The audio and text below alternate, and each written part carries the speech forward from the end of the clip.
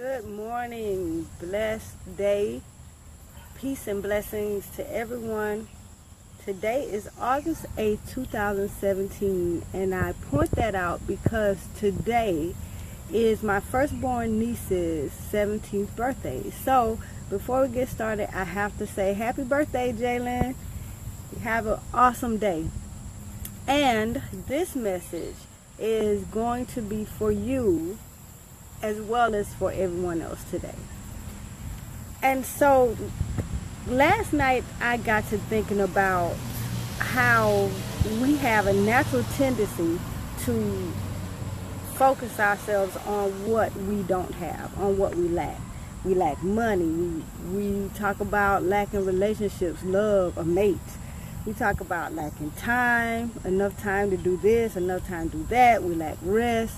We lack food, good food that we want to eat. We talk about lacking clothes to wear, job, or the kind of job we want. We talk about a lack of a supportive environment, and the list goes on and on and on. We always seem to be focused in and attentive to areas in which we lack.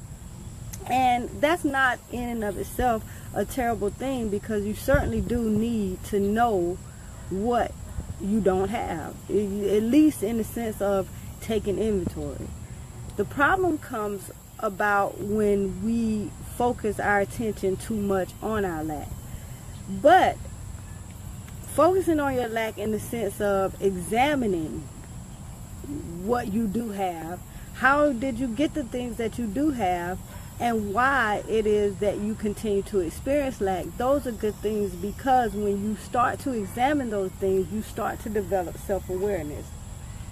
And ask yourself some questions like, how is it that you measure personal wealth or personal worth?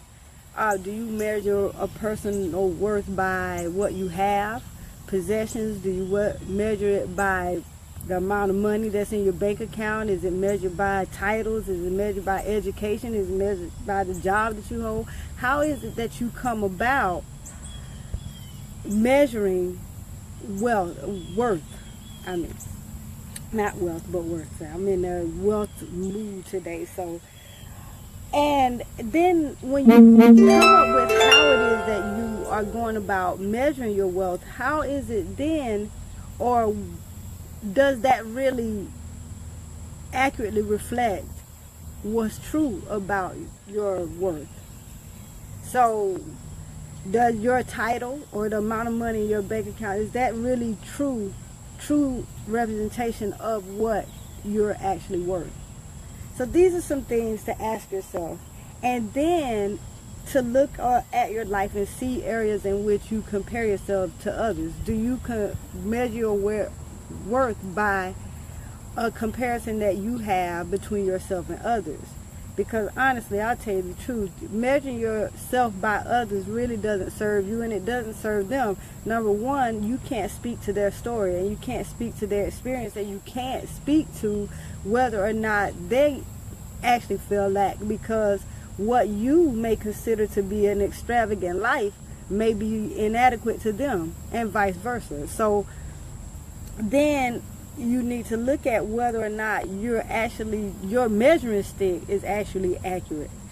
And then if you do feel areas in which you lack, what are some things that you can do to start to fill those areas? Like, for instance, myself, what I found when I was really, really focused on my lack, and I don't have much now in the way of, not in the physical realm, in the here and now, in the way of material goods, or, I have enough to live and I'm happy with what I have. And then money, I don't have a whole lot of money. I'm not big balling and rolling in dough in the here and now.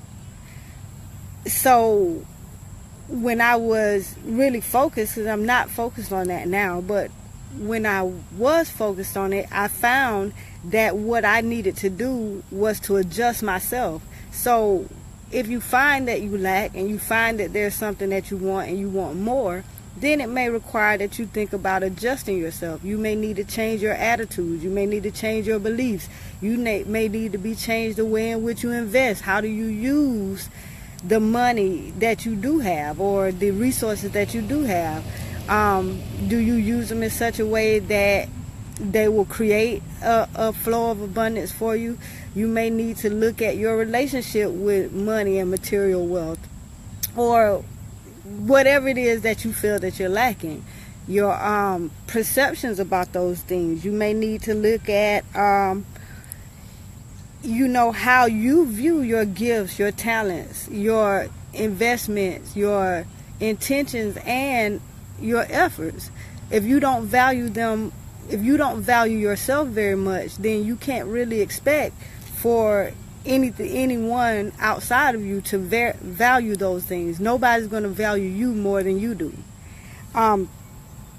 Another thing that I found helpful is an adjustment away from cursing or complaining about what you don't have to appreciating what you do have.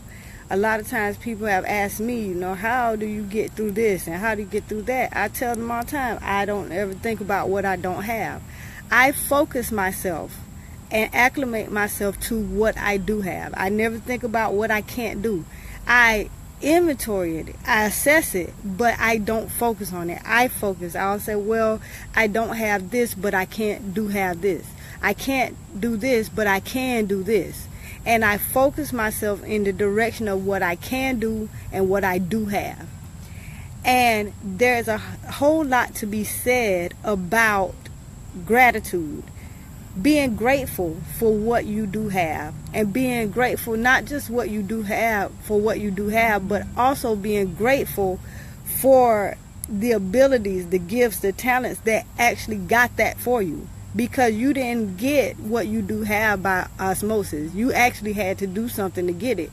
So when you look at what you do have, what you already have accomplished, what you already have achieved, you must be grateful for the gifts, the talents, those natural inclinations that you have that helped you and aided you and guided you toward the achieving of what you have achieved thus far. And that puts you into the mode of self-awareness. It puts you in the mode of always being mindful of you and where you are in relation to everything else. And anything that can be measured, anything that can be looked at and accounted for can also be managed. And once you learn how to manage your gifts and your inventory and the things that you do have, then you can use those things toward creating more abundance and more of what it is that you desire. Understand that you are inherently, you have a birthright to have everything in the world that you desire. There's no such thing as not being worthy. That the word not being worthy is a non-reality. You're only as worthy as you decide to be. And the only thing that limits you in your life is you. So whenever you feel that twinge toward feeling unworthy or looking at something, when you pass by the big houses and you see people in the nice cars, don't look at that and say, well, that's for them, that's not for me. Why is it not for you? Why can't it be for you? You deserve it just as much as they do. You are inherently capable. You are worthy just by you being here. And so that's what I wanted you to understand today. Also, and I have to get my notes here so I don't start to ramble on, because I have to keep myself together so I don't keep y'all all day. Acknowledging your strengths. Everybody on the face of the earth, I don't care who you are, every one of us here came here with a divine purpose. Everyone came here fully equipped to live out that purpose. You have already all the knowledge, all the resources, all the talents, all the gifts, everything that you will ever need to get to where you want to be. The desire in you to do whatever. If you're an artist, that desire to create a masterpiece. If you're a writer, the desire to write a bestseller. If you're a musician, the artist, the desire to compose the best song. I don't care what it is. If you have the desire in you, then that is a God-given desire. And when you have a God-given desire, he doesn't give us desires and then turns around and not give us the ability to do it. If you have the desire in you and it's a burning desire, if you want to do something as much as you want to breathe, then that thing that you want to do, that thing is a God-given desire. And God puts that desire in us because he calls us to create that you are able to do that job better than anybody else. What you came here to do, nobody else can do it. And so he also equips us with the talents, the gifts, the abilities to do it, whether you have to go out and invest in learning something or you have to practice at it and get real good. Those things are just a process in life, but you have the natural ability to do what it is that you're called to do. The only thing, again, that limits you in that respect is you. And so I admonish you and challenge you all to get into the practice of acknowledging and walking in your gifts and your strengths, and realizing too, and when I say realize, I mean accept this as law, that you are inherently worthy, and that even though you're still learning to manifest the things that you desire, we all learn through experience. We don't we don't come here and just know everything. When we're born, we're pretty much a blank slate. We learn by our experiences, and then we add on to those things by the experiences, the further experiences we have. It is our job to take inventory and to evaluate those experiences and to check in with ourselves to make sure that what we learn and what we're forming beliefs around is that those things are what is true for us. Because sometimes our experience will show us things. Like, for instance, throughout my life, I really grew up thinking that my mother did not like me. And I have said that, many times, but as I have grown and matured in my thinking, I've come to realize it was never that my mother didn't like me. What it was, in my opinion, is that when I was a small child, my mother, I'm sure, had great and high hopes for me. I was a very intelligent child. I learned to read at a really early age. And every mother, I've become a mother since, and I have adult children now. Every mother wants the best for their children. They have dreams and hopes and desires for their children. And I became an extreme underachiever. And what I took for my mother being mean and hard on me actually was not her being mean and hard. It was the best way that she knew how, according to her experience, to push a child that she had so many hopes and dreams for toward being the greatness that she saw in me. Now, whether she chose a way that was good or bad is neither here nor there. The fact is, what she was doing and her intention was not for the purpose that I thought it was. It was just in my young mind, I just felt like she was being mean. She was not being mean. She was doing what she knew how to do, or what she thought was the best thing to do to push me. And here at this age, I'm 42 years old. At 42 years old, I can actually honestly look back on those things and say, you know what, I do appreciate my mother, because she even attempted to push me. It wasn't like she didn't care. And all of that I thought was being mean and hard on me was actually her loving me in the best way that she knew how. Sometimes people love you the best way they know how. They don't love you the way that you think they should. And sometimes we have to step back and adjust our thinking so that we can receive what they're trying to give us. So with that said, I want you all to affirm today, and I wrote this affirmation down this morning. Abundance is everywhere around me. It truly is. Abundance is everywhere around me. I am worthy. And I open myself to the many gifts that await me. And I'll read that through again. Abundance is everywhere around me.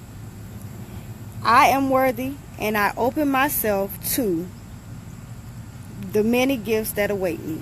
So whenever you have a moment throughout the day, just remember that affirmation, that abundance is truly everywhere around you. It is available to everybody. Affirm that you are worthy and open yourself to receive the many, many, many, many gifts that await you here in the universe, in our human experience. Thank you so much for taking the time to listen to me. This is Taliba said. I will you all peace, power, and prosperity. Have an outstanding day.